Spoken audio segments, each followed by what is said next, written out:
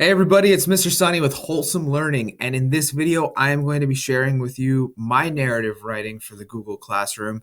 I took a shot at the Google Classroom assignment just like you guys are, and I want to show you how to write descriptively in your narrative writing.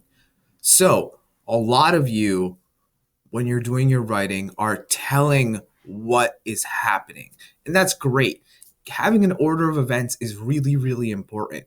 But what's even better is your ability to show what is happening in the writing. You are all writing a narrative writing from the point of view of a Native American who has just gone through the injustice of the Pilgrims during the Thanksgiving time. There's way more that you can do creatively instead of just telling what is happening. So in this next segment of this video, I'm going to be reading my essay to you or my story to you, and I want you to listen in for the descriptiveness of this writing. It really helps you see what is going on. You could put a mental picture in your mind. It's like as I'm reading this, you will be able to see in your mind what is happening in the story. And I'll break it down for all of you and I'll show you exactly how I did it and the different reasons I did different things. So this is an example that you can use in your own writing. So the way that I'm writing descriptively, you should also be doing the same thing. So let's get started. I'm going to begin reading this. All right, so before I begin, have you ever watched a movie and it started off in the middle of the movie and you were trying to figure out what was going on and then it jumped to the beginning afterwards? So it started in the middle of the movie or the end of the movie and you're like, how did we get here? And it starts creating all of those questions in your mind. How did this happen? What's going on in the story? Is this the end? What happens next? So to create interest in the beginning of the writing, what I did was I started off with the last scene or how I wanted my story to end. And then after that, I went into the rest of it. So let's get started. The shadows of the fire danced quietly against the background of a moonlit sky. It was one of those nights, the type of night that you could almost hear the spirits of the sky whisper the truths of the universe quietly in your ear. The fire danced in the reflections of our eyes as we lost ourselves into it. The air was crisp. I could feel the cool air graze against my cheek. I thought of my mother and where she was. Maybe she was with my father, or maybe she was still with my sister. And then I looked up to the twinkling spirits in the sky. I had a whole new family now. We were each other's family. We all shared the same story. Things were different now. Okay, so that is the beginning of this writing. So let's get started with this. The shadows of the fire dance quietly against the background of a moonlit sky. That is pure description. That is telling you that we're all sitting around a fire. It's so quiet at night. We can't hear anything except the crackling. The moonlit sky is the perfect backdrop to this scene. It was one of those nights, the type of night that you could almost hear the spirits of the sky. So, spirits of the sky is something that you will hear pretty often or see pretty often in this writing. What do you think the spirits of the sky are? If you were to take a look at this first paragraph, and you tell me what you think the spirits of the sky are. So the spirits of the sky are the stars, and you'll be seeing that pretty often in here. So we'll say stars, all right? We all share the same story. Things were different now. So mom is missing. We know that. We didn't say that mom was missing or anything, but just by reading this, you know that I'm wondering where my mother is and I can't find her. Sage, my mother yelled for me from inside. I was outside playing lacrosse with my friends from our tribe. We were lucky. We were right by the big blue water. Sometimes our ball would get thrown into the water and we would watch it swim farther as we could see it. I better get going. My father and the other hunters must be back from the hunt, I told my friends as I reached my lacrosse stick out to Wampanoag sitting on the sidelines. Wampanoag's eyes widened as he jumped and stole the lacrosse stick out of my hands before I handed it to him. Wampanoag was the youngest amongst us and never got a chance to play. I ran back as fast as my feet could carry me. I could hear my mother's voice sing my name through the trees as I ran. I could feel the hunger creep back into my stomach as it got closer and closer. Okay, so in this paragraph, or in this very short paragraph here, I say, I ran back as fast as my feet could carry me. I could hear my mother's voice sing my name through the trees. So is this actually possible? I want you to think about it. Can you hear someone's voice sing through the trees as you run? Probably not. What this is really referring to is that I am running as fast as I can through the woods. I'm really excited to eat because the hunger has been creeping. So we know that I was hungry and I was just ignoring it because we didn't have food. But now my father is home and I have this, and all this excitement is rushing through me as I'm running through the forest. So it's a very excited, small little scene. I wonder what father caught. An elk? A moose? Deer? Buffalo? My mind raced with possibilities as the growl in my stomach grew. So this growl in my stomach is right here. I burst through the trees and into the clearing. The sun was shining midday in the sky above. The grass hill was glazed in a golden blanket. Pure description. You see almost at the beginning of every paragraph, I set up a scene, and that's so it really puts a picture in your mind. It really creates a lot of interest for you while you're reading it. I looked up to the top of the hill, and I saw my mother waving for me to come in. My sister, Mika, sat off to the side. Her hair fluttered in the wind as she stared off into the distance. She doesn't talk much. Mother says that Mika sees beyond, whatever that means. I got to the top of the hill and ran into my mother's arms. I rubbed my cheeks against her shawl and hugged her tightly. So, cheeks against her shawl over here and hugged her tightly. So if we go back up to the top, I want you to look at right over here. Where is it? I could feel the cool air graze against my cheek. And then I thought of my mother right here, right? So that cool air grazing against my cheek and then thinking of my mother is right here. I rub my cheeks against her shawl. So this is the reason why that cool air reminded me of her. So when you're writing your stories, you can have different components tie into each other as you're going through your writing. This builds depth in your writing. It makes it more advanced. Inside, now, your father is home, she said sternly. Something was different in her tone. It didn't feel like we were going to eat. It was something else. Mother is a strong woman. Her heart is stronger than the sun's rays. Something was wrong. I walked inside to meet my father, who had returned from the hunt. I sat down in front of him. My sister floated in and sat next to me. So my sister, who's floating in, she's not actually levitating into the room, but she's kind of just meandering her way into the room and just sitting down. We know from the previous page that my sister doesn't talk much and she kind of does her own thing and she has a special gift. We don't know what it is, but she just kind of sits, zones off, and she just floated into the room. My mother came in behind her and shut the door. The air was tense. Can air actually be tense? Not really, but the situation, if there is big news in the room and there's something wrong or something exciting going on, the air is tense. That's how you build anticipation in your reader. We sat quietly, waiting for my father to speak. Finally, after what felt like forever, my father spoke. There is no food. The herds have migrated west over the mountains. North from here, men of strange lands have begun collecting us. You three must leave tonight when the spirits in the sky come out. Spirits in the sky! They will guide you, my father ordered. Collecting us? What does that even mean? I asked as my eyes were wide. My father went on to telling us that there were strange men that came from the big blue water. They were burning trees, killing animals, and taking us back into the water. My father said that the stolen ones weren't seen again. They were just gone. Most likely, what that meant Most likely what that meant was that most likely what that meant was they were just being taken back into the ocean and to never be seen again, which is they are on a boat. All right. Where would we even go? My mother said with a twang of worry in her voice. Her voice shook as we spoke.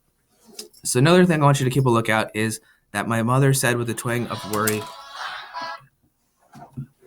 My mother said with a twang of worry in her voice, and that means that mother was never really worried too often. She was a very strong person, but she did worry because it was some big news.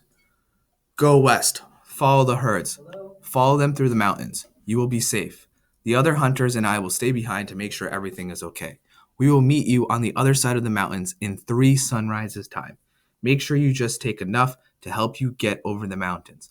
My father firmly directed us. No one spoke after. We just listened. My sister sat without expression, as my mother, so this is my sister's character. She's a very expressionless person, and that really carries through the entire writing.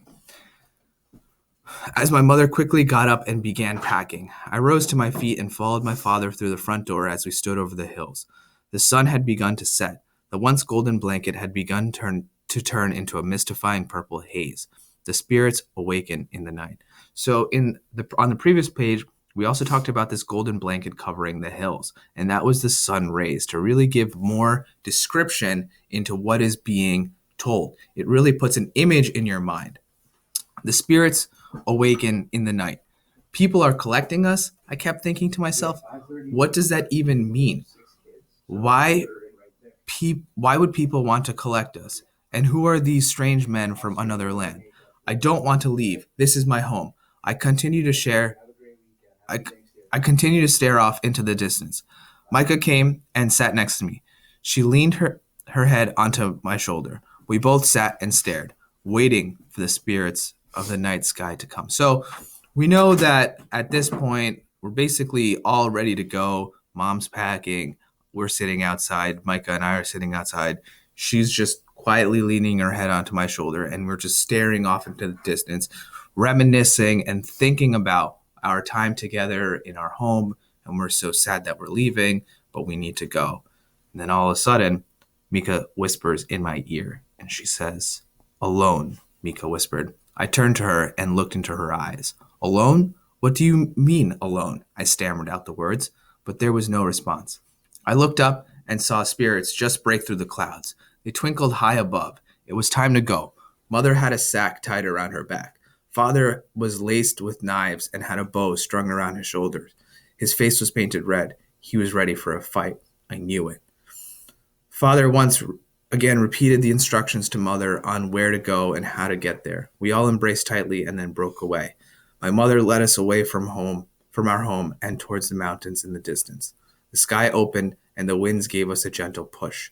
So in this sentence, the skies opened and the winds gave us a gentle push. It's not actually possible for the wind to communicate to you. I mean, it's not actually possible for that to happen. But if you're writing a story or you are describing a situation, you can give meaning to inanimate things. So the sky opened and the winds gave us a gentle push to show that this is the right thing that we're doing. We're leaving our home to go west, follow the herds for freedom and safety. We were going in the right direction. I turned around and saw Father standing proudly over the hill. We're almost there. His back was to us. He got smaller and smaller as we walked further and further away. Just 3 sunrises until we were safe again.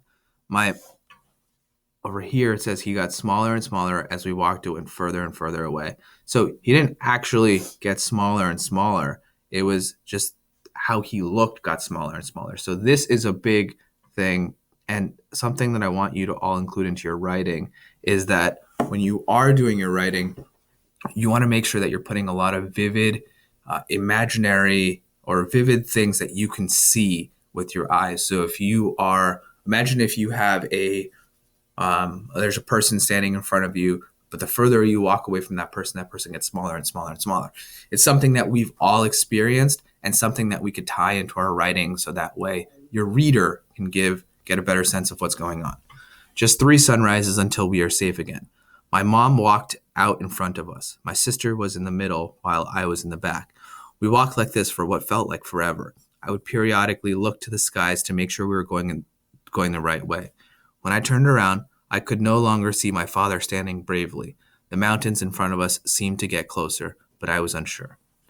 It was quiet. The sounds of the leaves rustled as the wind kicked them through the fields. Once again, we're personifying the wind. The wind cannot actually kick something, but the wind did kick the leaves through the fields. It gives more of a sense of what's going on. The spiced scent of crushed leaves filled the air. We all know what the spiced scent of crushed leaves smells like. If you've ever picked up a bunch of leaves off the ground and smelled them, that's what it smells like. There was a light smokiness that paired nicely with the crushed leaves. It was light enough that I barely noticed it. Then it grew stronger. Mother suddenly stopped walking. She turned around and looked past me. Even in the dark night, I could see my mother's eyes widen. Quickly, she ran to my sister and scooped her into her arms. Another thing that I want to point out is that in this entire writing, everything is happening step by step. It's not all happening at once. It's slowly building momentum in a direction, and that's what you want to do with your writing. Sage, she screamed at the top of her lungs. Run! Before I knew it, I was being dragged through the fields and into the dense forest. At moments, I turned around and saw bright flashes of orange and red. Distant screams of pain and torment erupted from behind us.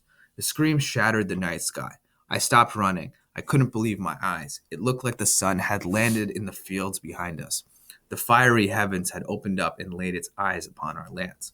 So I don't actually say that there is a fire going on, there's people dying, any of those things, but you can deduce that from my writing by the details that I use. And that's the same thing that I want you to do in your writing, is that use descriptive details to show what is happening rather than to tell what is happening.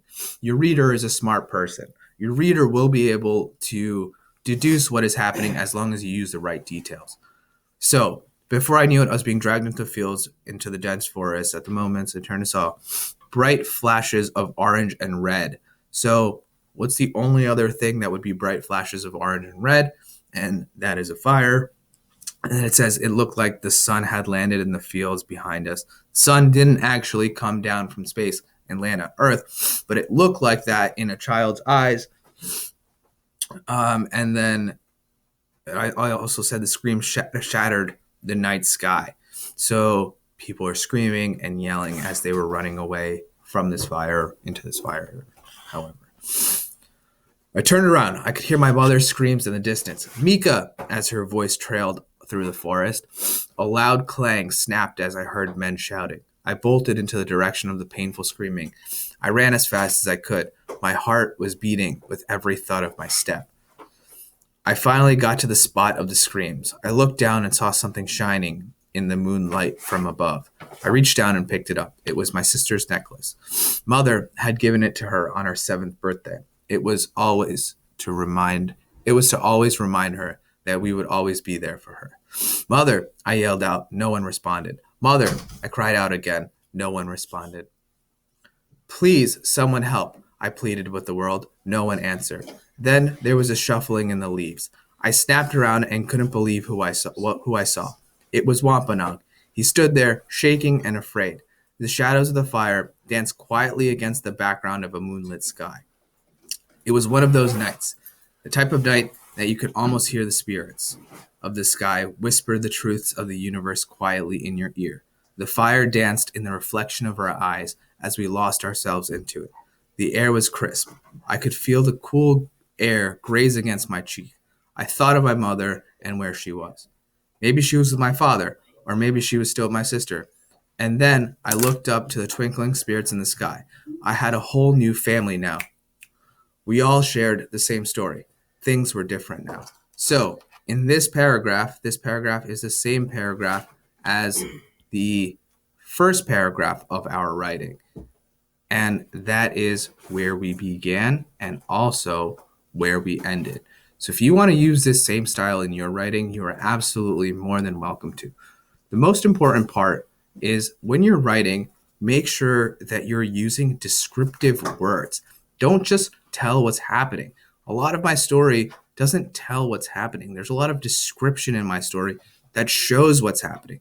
It shows what's happening so that way you can put a mental movie in your mind and you could really figure out what's going on. So, all wholesome students, thank you so much for watching this. Make sure that you make your writing descriptive. I hope this really helped, and I'll see you all in classes.